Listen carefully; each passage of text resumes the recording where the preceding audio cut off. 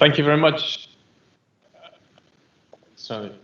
Thank you very much, Ari, and good afternoon to everybody. It's a real pleasure to join you at this symposium, and I'm really grateful for the opportunity to talk to you. I'm only sorry that we're not able to meet in person. It's good that some of you are in the same room together. It gives us some hope for the future, and I certainly hope to be able to meet as many of you as possible in person on a future occasion. But congratulations to the VSV for absolutely superb organization of an event like this. I realize in the current context that is not easy at all. So I'm going to pick up on some of the themes that Arian and Caro have mentioned in their presentations, and try and give you a bit of a global perspective on the issue of aviation and its environmental impact, and particularly our long-term strategies towards emissions reductions. I'm going to talk through in just a little bit of detail, just to whet your appetites for a report which was published by the Air Transport Action Group ATAG, who I have the privilege to lead in addition to my IATA responsibilities. We published that report in September 2020, all about the long-term emissions reduction trajectory. And I'm going to give you some of the highlights of that, and hopefully give you some food for thought to go and read that report in some detail. So just to take you through the slides, I hope you've heard a little bit, obviously, on the value of the aviation industry, what we bring to the world's economy. And in 2019, prior to COVID, we were responsible for some 4.5 billion passengers, 1,500 commercial airlines in the world. We serve nearly 50,000 individual routes. But we're also a major driver for the world's economy. And again, this has been mentioned in a couple of in the presentations before mine. We, within the aviation industry itself, directly support some 11 million jobs. We're responsible for nearly we're responsible for economic benefit of some 960 billion in GDP. But when you add in the knock-on impacts that we have on the rest of the economy, aviation's role in today's global society is huge. Nearly 90 million jobs supported by the aviation sector, directly or indirectly, or through the industry supporting travel and tourism, everything that's connected to that, and jobs which simply wouldn't exist without aviation as their driver. Some $3.5 trillion in global GDP supported by the industry. We've now then seen the largest shock in the history of the sector, and after decades and decades and decades of fairly consistent growth with the odd peak here and there, we've really seen the biggest shock in our industry's collective memory.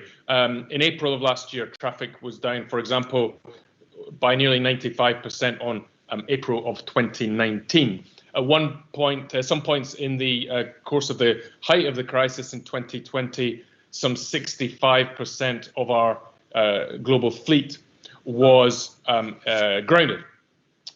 And talking of jobs, obviously the clear impact of the COVID crisis is beginning to be felt also. Now, without sounding too pessimistic, but just to make sure that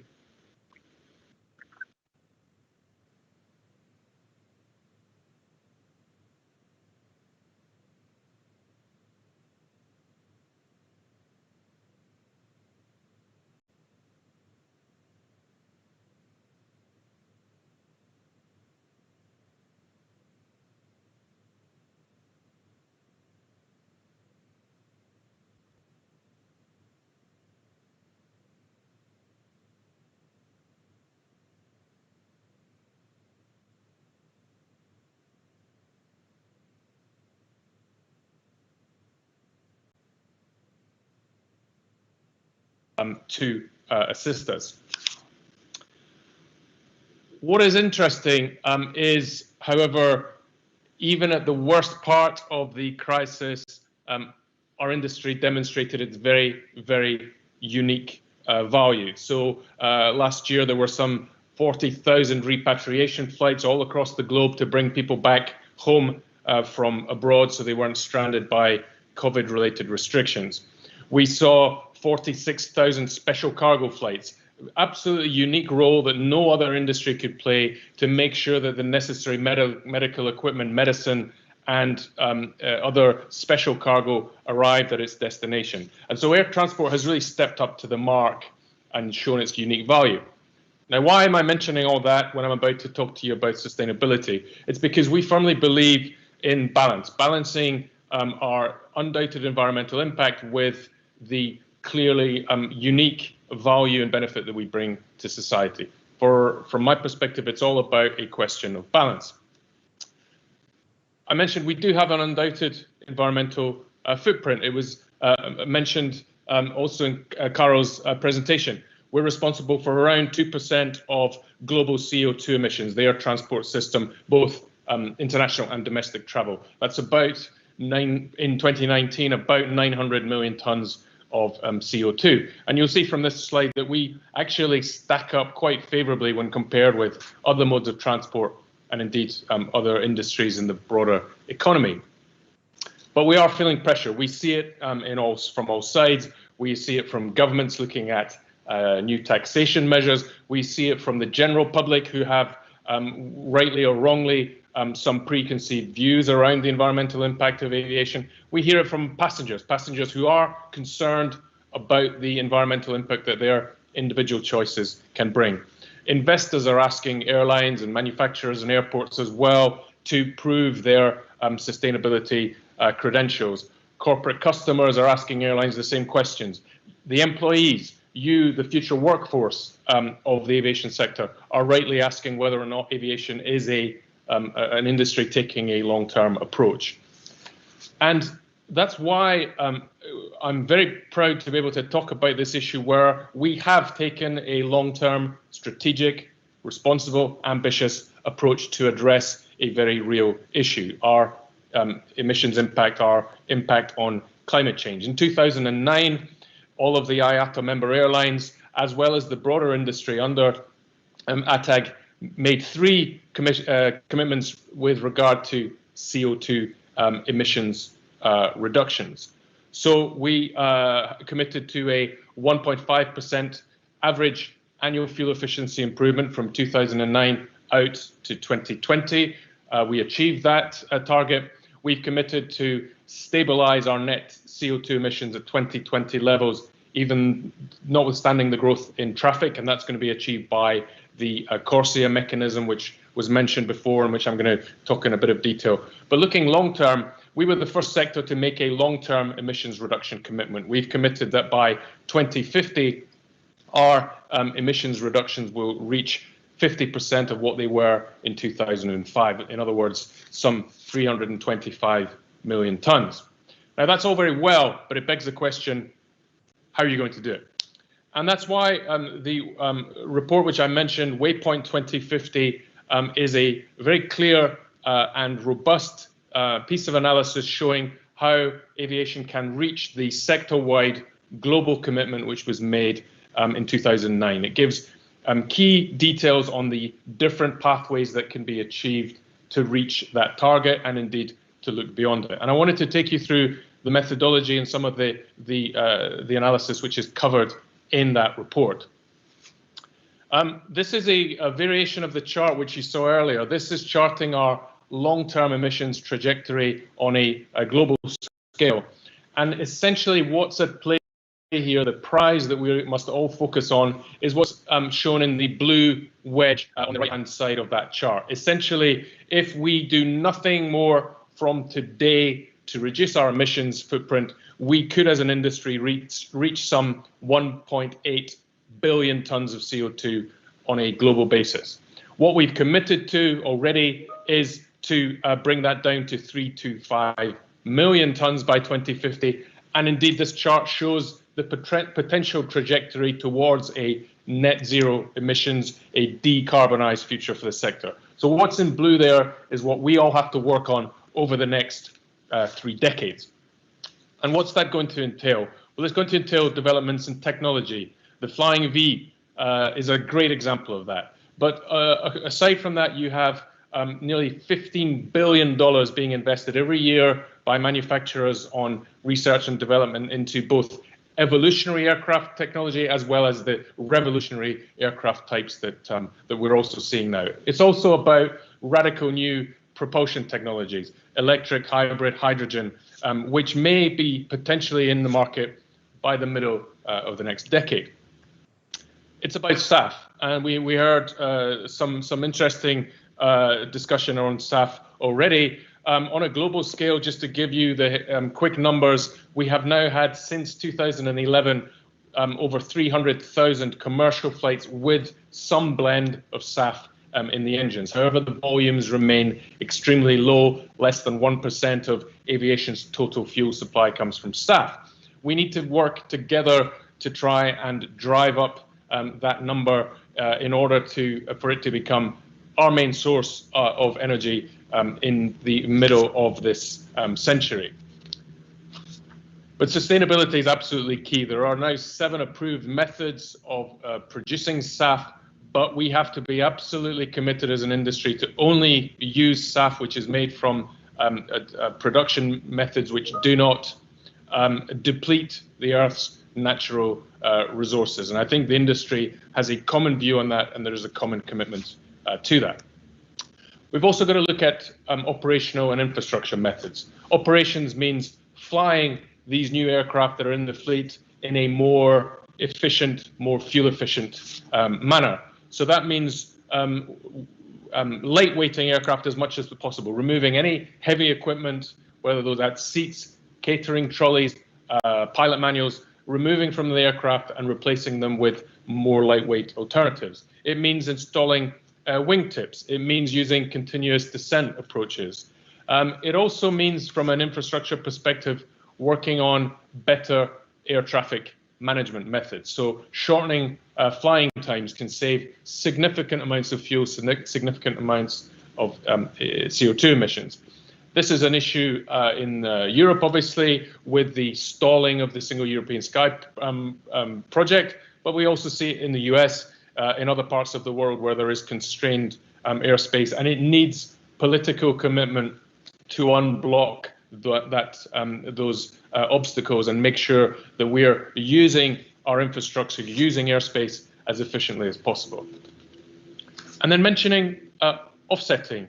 So offsetting is essentially a way for any individual or corporate to reduce its own CO2 emissions by funding emissions reduction projects elsewhere in the economy, in other sectors. So it's used when the actual emissions reduction technology is not yet available to you, but it is available elsewhere, or when that alternative technology may be too expensive for the time being. So it's a very straightforward way in principle, of reducing one's CO2 emissions impact. Of course, the complexity lies in the detail. There needs to be robust rules around which offsets are eligible. There needs to be very robust accounting processes to make sure that the emissions reductions are accounted for correctly. And there are a whole range of different types of offsetting available: traditional removal of emissions from the atmosphere through to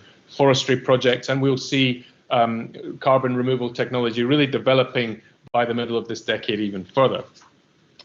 Now, very different from many of the other industry roadmaps and NGO roadmaps, which you may have seen referred to, in the work published by IATA, the Waypoint 2050 report, we do not see offsetting as a central pillar of action. We think it is an interim solution over the next 15 to 20 years for us to stabilize our net CO2 emissions at 2020 levels, so that alternative fuels and new forms of propulsion can come online. But we do not see that out to the long term. There will be necessarily the need for aviation to rely on offsetting to meet its long-term goals. And how is that offsetting going to be organized on a global basis? Well, the ICAO CORSIA mechanism was adopted in 2016. It essentially, under the scheme, through the monitoring and reporting of emissions by the world's airlines, on international flights, it sets a baseline level of emissions at 2020 levels.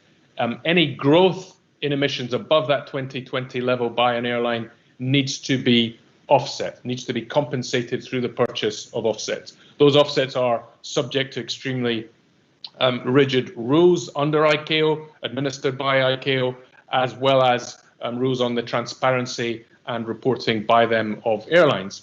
Now, what's unique about CORSIA from an international agreement perspective is that it will apply in a phased way. So for the first 6 years of the scheme, it will only apply to countries who have volunteered to participate. From 2027, it will apply to all countries unless they are exempted. And the exempt countries are largely small island developing states, landlocked developing countries who have very, very low levels of aviation activity.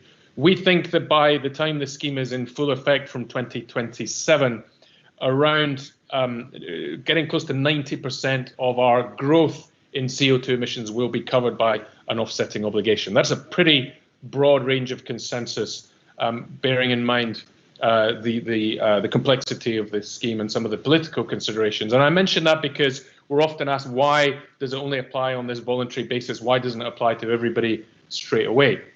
The reason is there was an attempt made through the political negotiations at ICAO to allow for some differentiation of the stages of economic development of different countries as well as their airlines. But it's also trying to recognize a general principle of different levels of responsibility for historical emissions. In other words, historical responsibility for climate change. And that was the methodology which was adopted under ICAO, essentially a voluntary for the first 6 years and then a mandatory scheme from 2027 and beyond. And where does that bring us to then as far as the industry is concerned on a global basis? Well, what we did with the Waypoint 2050 report, what as an industry we've tried to do in order to chart our pathway to 2050 is to bundle all of those elements together: technology, operations and infrastructure, sustainable aviation fuel, and offsetting, and through a series of different scenarios, so different growth trajectories for each of those areas, different ways in which each of those areas will bring about emissions reductions, we have attempted to build some broad consolidated scenarios. Again, these are based on forecasts. Let's be honest, by 2050, the way this comes out will look probably different from any of the scenarios which we've looked at. But what it does show, and I think this is really key, is that there are a number of different ways in which our industry can get to its existing 2050 goal, and indeed a number of different ways we can push even further towards a net zero emissions future.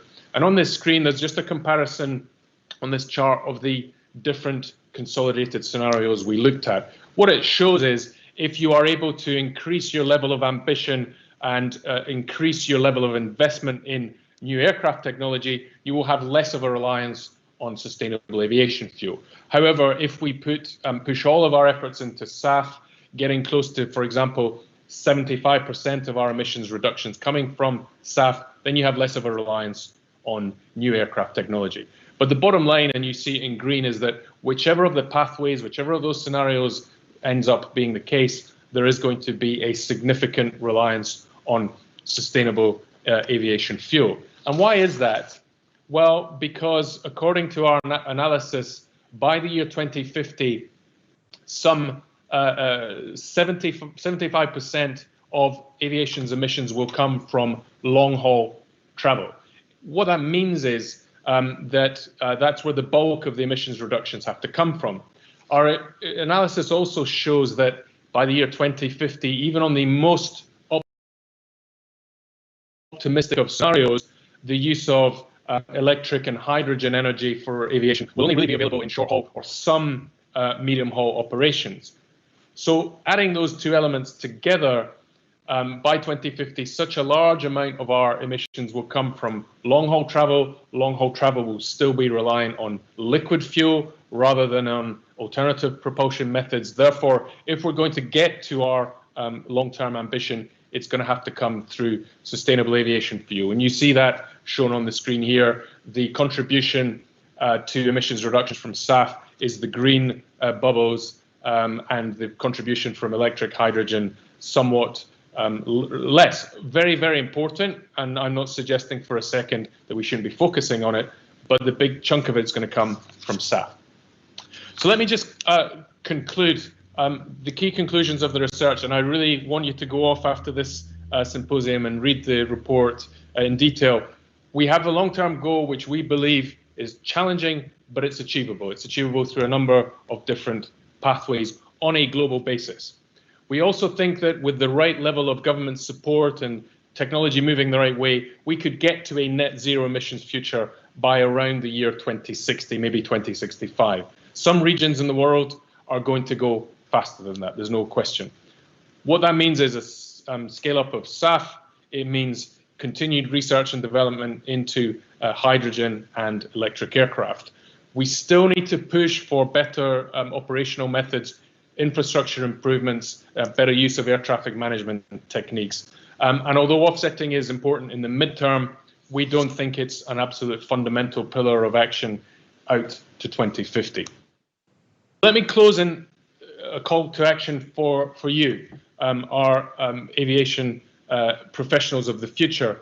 I hope you've appreciated aviation's fundamental role, but also our fundamental and existential challenge. It was said at the start that the climate change challenge outstrips the scale of the COVID crisis challenge, and I completely agree with that. If we don't get this right, if we don't address our impact on climate change, then our industry, I don't believe, has a long-term sustainable future. But what's positive is we've got a really long track record of overcoming challenges. You do it every day. You put massive machines into the air, defying the laws of gravity, but we need to accelerate our ambition. We need to move fast. It's decisions made by governments, by airlines, by manufacturers, by airports, by air traffic management organizations, just in the next 10 years, which is going to set us up for the long-term future. So where do you come in? I really believe that as our aviation professionals of the future, we need your commitment, we need your creativity, we certainly need your energy, we need your bright minds, because our future has to be sustainable. The sustainability is yours to build. Thank you very much for your attention.